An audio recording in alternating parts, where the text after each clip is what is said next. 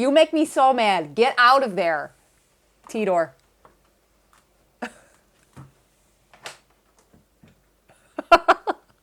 What are you doing? Hello there. Say hello to your friends. No, you're just going to climb around behind the TV? We're going to show them the pain cave today.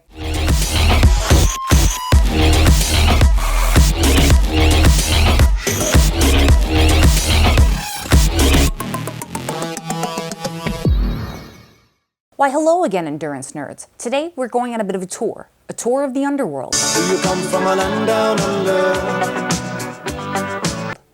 Wait a minute, that's not quite right. Pain cave. That's the word I'm looking for. We're touring my pain cave today, but I figured I would put together a What's in My Pain Cave video 2021 edition. For those of you who have been around for a while, you know I've done a couple of these over the course of the years, and unsurprisingly, I have gone through a number of evolutions and updates of this particular training setup, the most robust of which being over the past 12 months or so. There have been some pretty major changes, so I figured I would share that in the form of a video. People seem to love these types of videos, myself included. I don't know if it's the voyeurism in us, or if we're just looking for ideas for our own pain caves, maybe a little bit of both, but I figured I'd throw my hat in the ring and show you guys what I will be using over the next several months for my indoor training environment. Now, I live in Western New York, and this is the snow capital of the world. We get worse and more snow than most, if not all, other areas of the world, and that's not an exaggeration. I live right off of Lake Erie. We get what's called lake effect snow, and it's absolutely insane how much snow we get. So suffice it to say, we do not have very much access to outdoor training. It's pretty much untenable and unsafe if you're not participating in a snow sport for probably 3.5 to 5 months out of the year. And as such,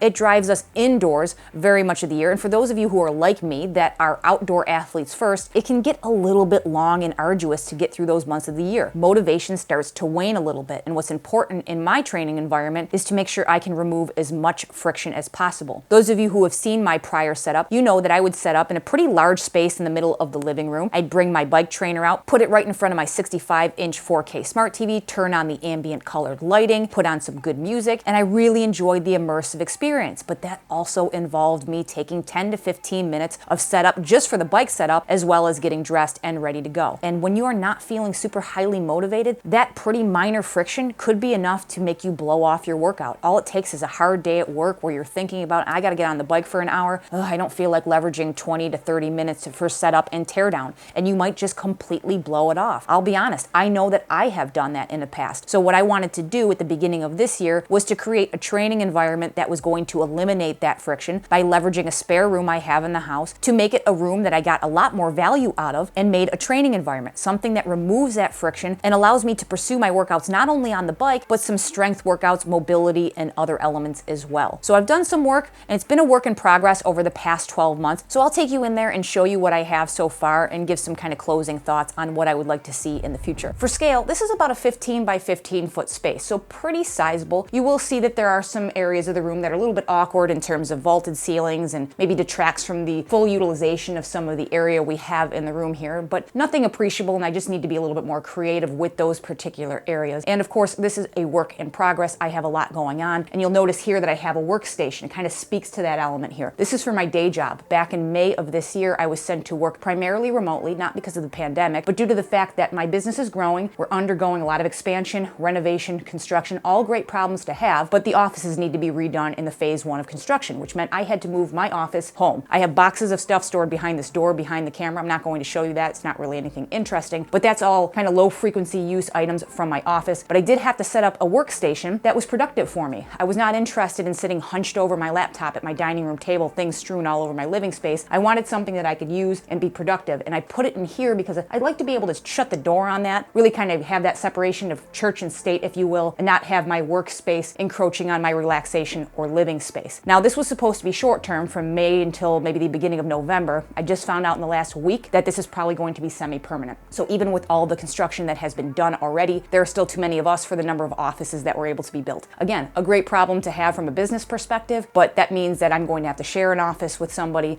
and I'm going to still need to have this workstation set here. I'm not complaining. I am extremely blessed to have that type of flexibility, and working from home can be great at times, very convenient. I can't tell you how many times that I've kind of jumped on the bike for a quick lunch session or gone out for a walk or a run. It really does help quite a bit. I'm perfectly happy to have this here. But suffice it to say, this quadrant of the room right here, save for those boxes I'll be able to send back, is a little bit taken up by the workstation. So some of the things that I have going on here that were temporary, I'm probably going to have to start rethinking based on the current constraints. So let's get into what you guys have been waiting for, and that's the training stuff. Now, I would be remiss if for you Teddy and Kitten fans, I didn't point out the fact that they were not left out of the design here. I do have a place for them to join me for work days or workouts here. This is their perch. They've had this for quite some time. This perch is older than Teddy. They really have beaten the shit out of this thing. It's not the most aesthetically pleasing perch in the world, but they really love it. I don't have the heart to throw it out or replace it because they do like it so much. So this stays here for them to kind of hang out with me. But in terms of training accoutrements, we'll start in this corner here. You can see behind me I have this kickboxing bag. It's just an inflatable punching bag on a heavy base that you could fill with water or sand. I do have a black belt in Taekwondo, which used to be a much larger part of my life, but this is something I would be able to pull out, maybe do some workouts or some speed work. You can see it's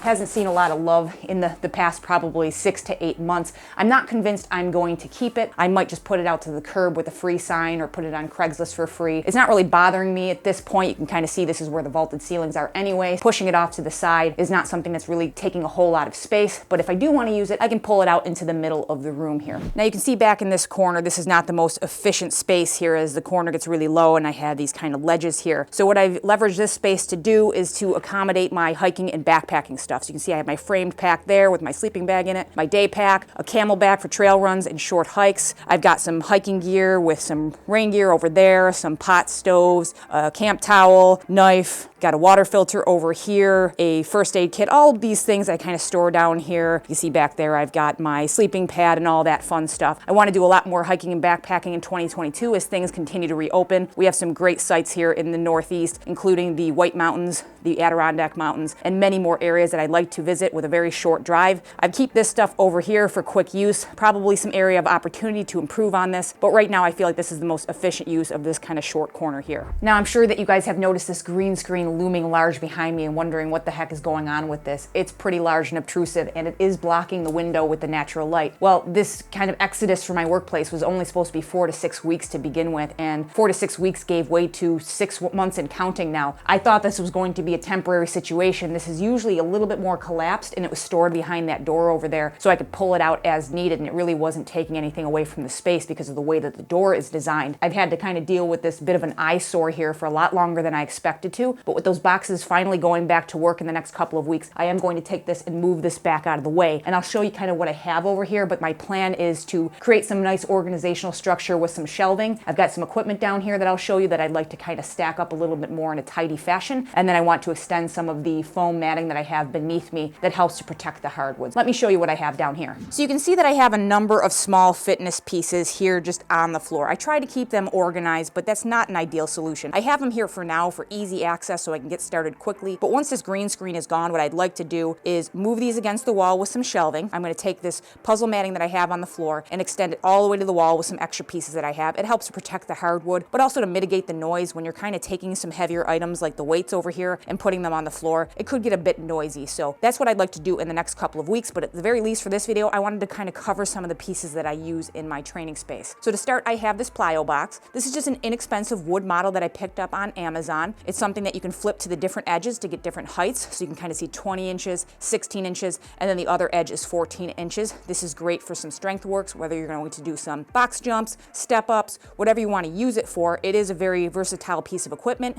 It's sturdy, but not particularly heavy, so I've actually taken it outside to use on the grass, but decent quality thick wood there, so I don't really worry that it's going to break down with use over time. On top here you see a balance board. This is just one of the many brands that you can find at fitness retailers or Amazon. It really doesn't matter which brand you use. This one, I like the grip tape on top so that you don't slip off either using bare feet, socks, or sneakers, and it's just something that you can use obviously for balance work and some core work. There's a lot of great videos on YouTube that demonstrate some great exercises for endurance athletes. Moving right along here, we have a piece of equipment that I think that every endurance athlete should have in their toolbox, and that's the foam roller. Now you can see both of mine have this trigger point design with a little bit more of an aggressive pattern there. I personally think that I get a better fascial release out of that type of foam roller rather than just like a non-textured roller, but everybody has their own personal preference. And I have two sizes. The larger one I usually use at home, and then that smaller one I have maybe if I want to go do some foam rolling in a tighter space, maybe in my bedroom. I can throw that in a suitcase. It's very light and very small. Throw it in my car, so it's a lot more portable, and I'm able to use it for travel purposes. Moving right along here, you can see I have a small collection of various weights for some dumbbells as well as some kettlebells over here. I mainly use this stuff to add to something like some body weight exercises like squats and lunges. I'll do my heavier weight work at the gym using a larger barbell or even bigger dumbbells, but these are great for a quick 15-20 minute workout at home. And I do prefer to do my kettlebell workouts at home using this adjustable kettlebell back here and these smaller ones in case I have something that's a little bit more wrist intensive. It's just my own self-consciousness. I feel a little awkward doing it at the gym, but all of these are great to move into your routine, and being able to do some minor quick exercises with more touch points at home, it's been very effective as I want to maintain and build some strength, especially in the core and upper body, which tends to be a little bit neglected. Back in this corner here, I have a yoga ball back in the corner there for some core work and some stretching. It's very helpful from time to time. I have a stability disc over here. So a stability disc is a very inexpensive piece of equipment. It helps you to manage both your ankle and foot strength, but you can also use it for balance and core work as well. It's really fantastic for runners. It's so small and inexpensive. I recommend that every endurance athlete try to pick one of these up because it has been very helpful. Now moving on up here, I've got some speed ropes back there in the corner, but this is an inversion table. Now it doesn't store or stow away perfectly flat, so it is a little bit obtrusive to the space. This again goes with this green screen back in that corner, so hopefully that will be out of the center of the room soon. It's super fast to split up though. You just basically triangulate those legs there, and this helps you to kind of tilt in different directions all the way to completely inverted and upside down, and it helps to decompress the spine. I do have some pre-existing injuries that I had in 2006 from a car accident to my L4, L5 disc, so sometimes as a function of cycling, sitting with poor position at work, I get a little bit bound up, so I'm able to use this thing here, kind of invert myself, and then have another couple of weeks of not necessarily feeling all bound up. So it's been a great piece of equipment for me. Of course, it wouldn't be a training space without stuffed animals. Those are just things that I collected over the years that at some point I just kind of dumped them in that corner because the corner is a little bit awkward. I'm probably going to bag them up once these things are out of the way and find a better use for this space here, but right now they're just cheering me on. Down below here, I've got the smart scale down there. I have some bags of resistance bands as well as stretch bands over there, a couple of push-up blocks over here. I've got an old ab wheel over here as well, but what I use the most in this area is this kind of nutrition space that I set up.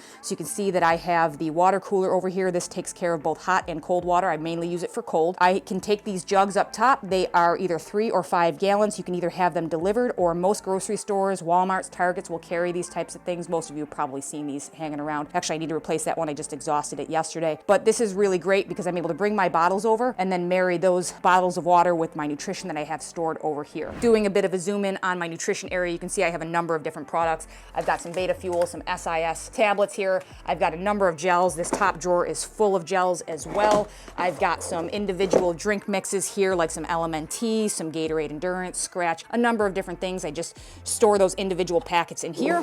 Down below, I have some Cliff blocks and Cliff gels. I really enjoy Cliff products. I'm not sponsored, would love to be, but I just enjoy the flavor profile and quality of their products in particular. I've got some Camelback tablets. These are to clean out water or drink reservoirs like hydration packs or even bottles. You let them soak and it really does kill the bacteria. Bottles in hydration packs tend to get a little funky after a while.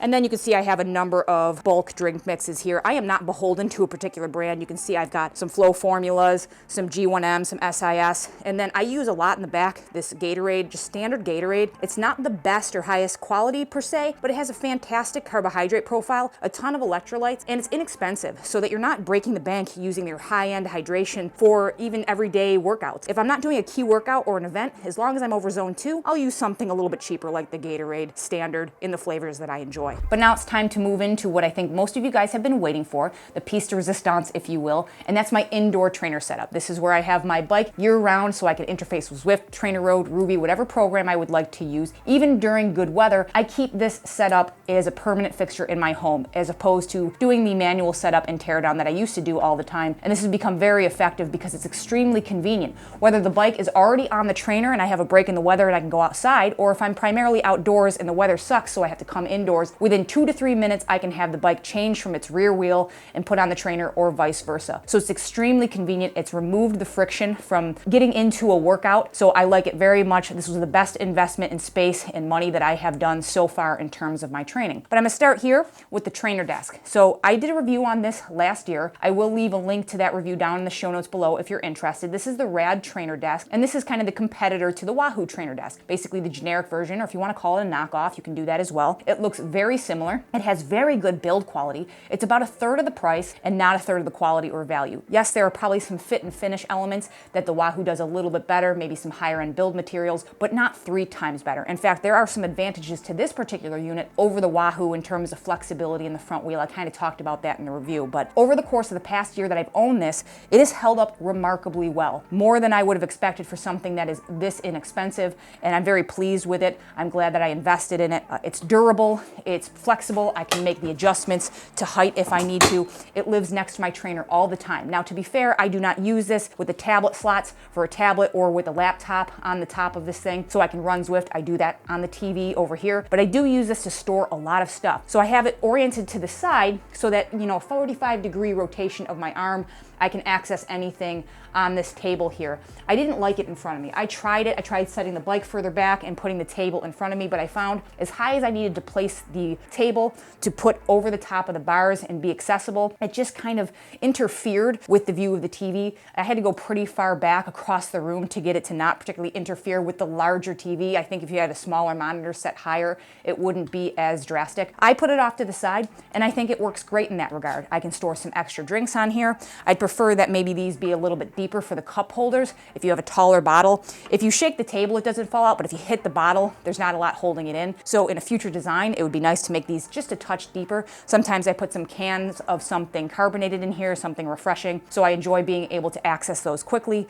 Maybe I'll keep some nutrition up here, some extra bits and bobs. I don't necessarily use the lube while I'm riding, but I keep it accessible so I can lube up the chain periodically because people tend to forget about that during the indoor season. Some chamois cream. I've got the remote here. And then of course I have the keyboard as I use it to interface with the PC when it comes to Zwift. That way I can control either Zwift or I can control kind of how the windows are oriented on the screen. I can type what I want. You'll see that a lot of people who use Zwift, especially streamers, use this particular keyboard. This is the Logitech keyboard. This is the K400R. I'm sure there's some newer versions of this as well, but it has the integrated trackpad. It's got all of the F keys that you need. It has some additional function keys here, and it works really well. This thing is durable too. This thing has hit the deck more times than I can count. I think this is only the second set of batteries I've had in here in almost 5 years. It's gotten wet, don't ask, but it's held up really well, and it's perfect for a training environment where it might take a little bit more use and abuse than a standard wireless keyboard in maybe an office environment. I will link this down below. This particular model requires a dongle. It doesn't connect directly to the device Bluetooth. That's fine for my case,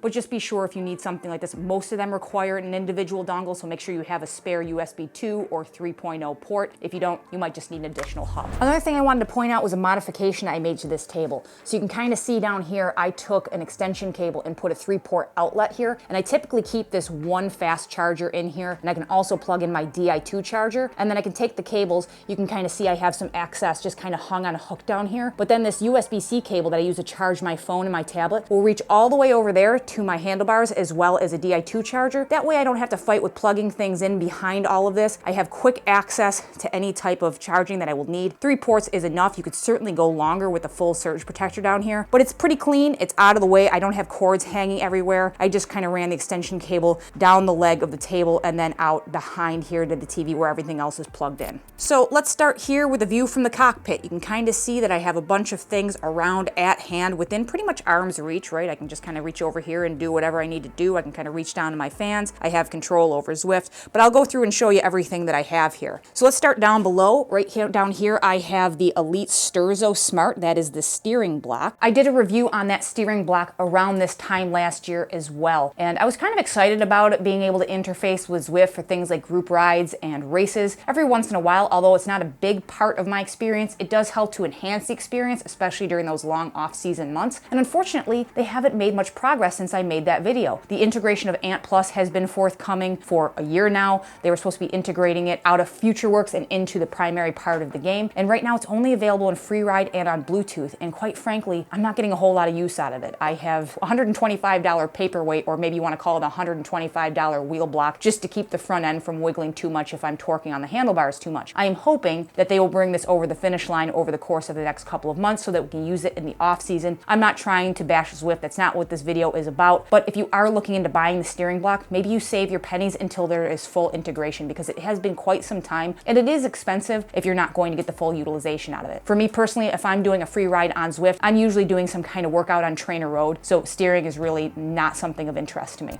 Moving on back here, we have the trainer, the primary function of this entire setup here. I use a Ceres H-Series trainer. I've been a huge fan of Ceres for some time, even back when it was Cyclops, when it was the Hammer trainer days. But I like the H-Series trainers, the Hammer through the H3, because what it excels at is that big meaty flywheel, which gives you a very good real world feel at the back wheel. It feels very natural, as you would feel as if you were riding outdoors. It also has phenomenal erg mode performance, which is important for me because a lot of what I do indoors, especially during the summertime, is structured workouts in erg mode. Now, it is not the best overall trainer, but it is the best at those things because of that particular style of the flywheel. Each of the trainer companies has their own kind of benefit or thing that they do better than the other companies, so you just need to weigh out which trainer is best for you. But I highly recommend, if you have it in the budget, go for a direct drive trainer. The setup, the teardown is much easier, and at the end of the day, the cost of ownership long term might even be cheaper on a nice entry-level direct drive with good quality versus using trainer tires and dealing with all the muss and fuss of something like a wheel-on trainer. So if you can pinch those pennies together, I would definitely recommend it. It has been a complete game changer for me since several years back when I moved into direct drive. Next up, we have the fans over here. You can see I have two Vornado. I believe they're the V60 fans. I'll link them down below if I can find them. But I've been using these for several years. I've actually had this one for about 6 years now. It used to have a twin. These lids over here, they actually come off to clean underneath, and unfortunately when I knocked it over, this popped off and wedged itself in such a way that it broke the blade. So I ended up having to replace it with the newer and probably nicer looking model about 18 months ago. I really enjoy these. A lot of people like the Wahoo and the Lasco fans. Those are great fans, a lot of forced air coming out of those, but I prefer kind of the cyclone effect that I get from here and a wider cast of the airflow. And I also like the ability that I can kind of more easily place this on an elevated surface so I can reach these, and they're tiltable so I can change where the air is flowing. So for me, I prefer that type of design. I also have them hooked up,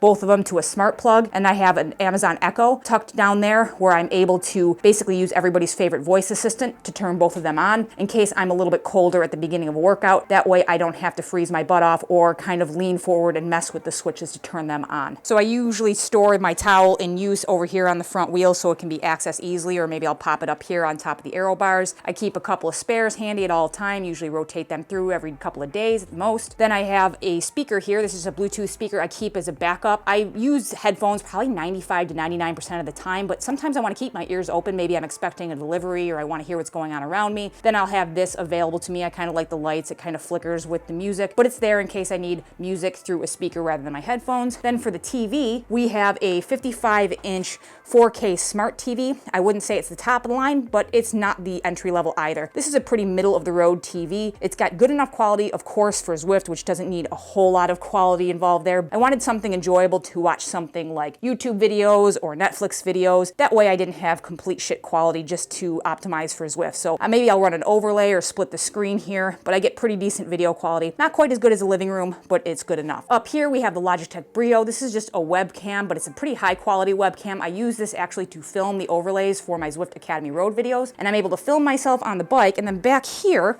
I have this here pop-up green screen.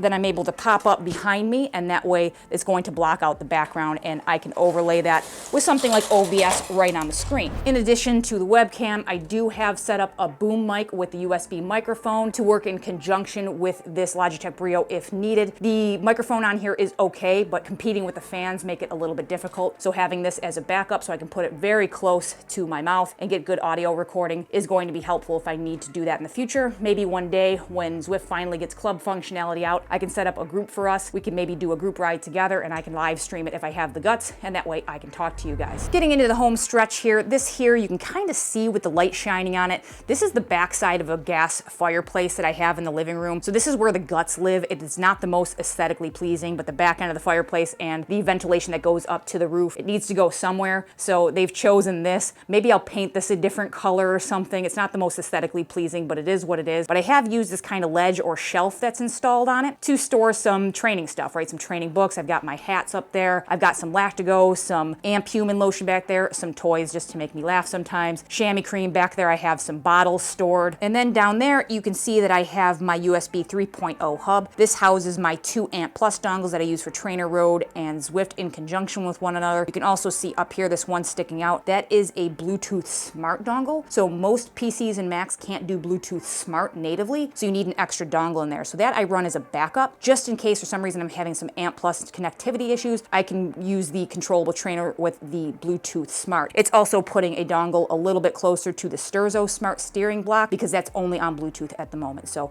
I keep this right here accessible in case I need to make any changes. Right now, that loose cable down here I need to take care of, but that is just to the microphone, so I'll make that look a little bit more tidy. And then closing things off down here, you can see I have my rear wheel stowed away so I can keep an eye on the air pressure over time, and it's very quick to make that swap. It's not really in the way. It's very accessible. And then I keep my heart rate monitors. I have the other one actually in my gym bag, just stowed right there, but you can kind of see the way I have things set up. Everything is pretty quick and at hand, and it only takes me a couple of minutes to get on the bike. That space is about an 80% solution for me, the Pareto principle, right? The most important element being is I've removed the friction from pretty much anything I want to do in there. I am never more than 3 minutes away from doing a workout, whether it's a bike workout, strength, mobility, stretching, whatever it might be. I can get in there within minutes. The only thing that's required is to make sure that I'm properly dressed, and I can usually coax my zombie ass by habit to get into that room. And once I've gotten on to whatever workout that I'm doing, I'm happy to be doing that. I almost never regret getting into a workout. Unless maybe I'm sick or injured, I feel much better once it's done, even if it takes a lot of coaxing to get me to start. And the only reason I started is because there is no longer any friction left. So it's really accomplished that particular end in spades for me. Now there are some fit and finish elements, things like paint and lighting, and just some updates to that room that I'd like to address as I have some time and some resources available. They are certainly not a priority, and it's nothing that makes that room less useful for me, but they are things that I might address over the next maybe 6 to 12 months. In terms of getting those things organized, as I mentioned from my workspace, that will be done over the next 2 to 3 weeks. I'll find some shelving, and a big part of that will be kind of trial and error, figuring out what works. The most important element being utility.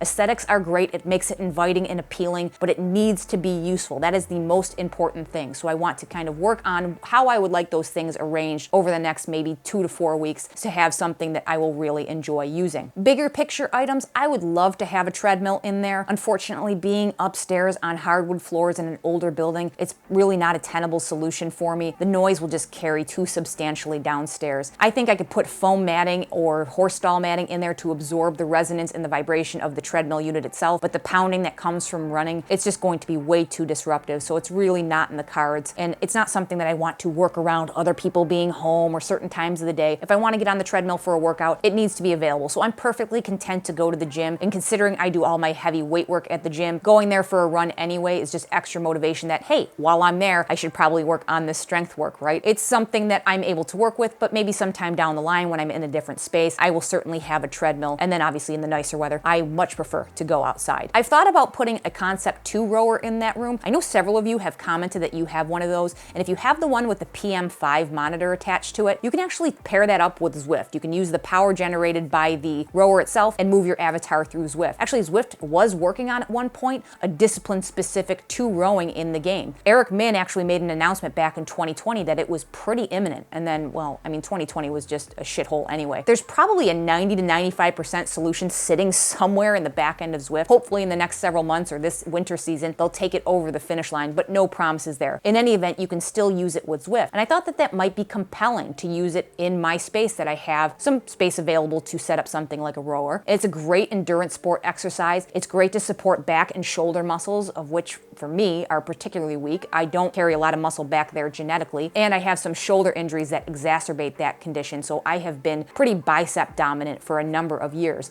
and I know that a rowing practice would really build those areas up for me. The problem is I don't think it's a friction problem for me. I think that my resistance to take on rowing habitually is about 15% friction and 85% just not wanting to do it. When you're not very good at something or something is a weakness, you tend to avoid it a little bit. And I know getting into rowing and practicing good form is going to be uncomfortable for me in the beginning. I know I talked about friction and removing the friction, but just because you put something in your house doesn't mean you're going to use it. Just ask all the housewives with the $5,000 Peloton bikes that have turned into laundry racks. You have to want to do it. So the right thing for me to do is to get some momentum by starting a practice maybe at the gym, building up that type of strength, being a little bit more comfortable with it, seeing that type of trajectory that is positive, and then maybe I can leverage both the space and a pretty sizable cost for a piece of equipment like that. So that's maybe a potential for the future, having a rower and having that paired up with Zwift. For those of you out there who have been kind of considering this type of idea, I strongly encourage you to get a dedicated space for training. You do not have to leverage an entire room. You do not have to leverage a huge space at all. You really just need to look at what you want to primarily focus on and try to find even a small dedicated space. Just maybe a small corner somewhere. If you're a runner, where you can park a treadmill. If you're a cyclist, where you can park an indoor trainer. I can't tell you how many pictures I've seen on forums and Facebook groups for indoor cycling setups where people just pick this corner of a pretty overloaded garage. They set up their trainer. It's like a 6x4 foot space, and they take something like a tablet and plop it up against a cardboard box. If it works, it works. It's there, it's set up, it removes the friction, it checks all the boxes. It could be just the side of a spare room or an office. It could be a corner of the basement. Wherever you can set something up that's usable for you, as long as you can keep the peace in your household and not create any friction there, family comes first. But if you can leverage a small area for yourself, it will pay dividends. Getting it set up, the upfront investment is usually pretty minimal, depending on how extreme you want to go. But if you want a simple setup, you don't have to spend a whole ton of money or a whole ton of time setting it up. And then you save that time in the long term when you don't have to worry about mussing about with things like I did, setting up something every single time for somewhere between 15 and 30 minutes. But just something to think about for those of you out there that don't already have a dedicated setup. Whether you're doing this for lifestyle or you're doing this for performance, it can be very helpful to keep that type of momentum and habit going by having a dedicated space set up for yourself. But I would love to see your pain caves out there. I know that there are a bunch of you that probably have really stellar looking pain caves, and I want to see them. So what I've done is I've set up a Google form. I will link that down in the show notes as well as the pinned comment down below. It's a very simple form, and I'm thinking maybe at some point down the line, maybe I can make a video, top 5 pain caves, or me reacting to pain caves. Let me know in the comments what type of video you would like me to make with these types of submissions. But what I've done with the form is I've asked one question: are you okay with me using it in a video? If not, I want to see it anyway. Just click no, not a big deal. I still want to look at it. There's a space to upload up to 5 pictures of your pain cave, and then there's a spot to enter an email address. It is optional, but just in case you have something that maybe I want to make a video about, but I can't really tell what it is, I might be able to ask you about a picture, or maybe you can submit an additional picture for me. But I'd love to see you guys participate if you are interested. Show me your pain caves at home. Let me know in the comments what type of content you would want to see in that regard, and let me know what you think of my pain cave down below. If you liked my pain cave, hit the thumbs up. If you thought it was pretty lame, you can hit the thumbs down. That's cool too. Subscribe if you haven't already. All of the YouTubey stuff. And as always, I will catch you in the next one. See ya.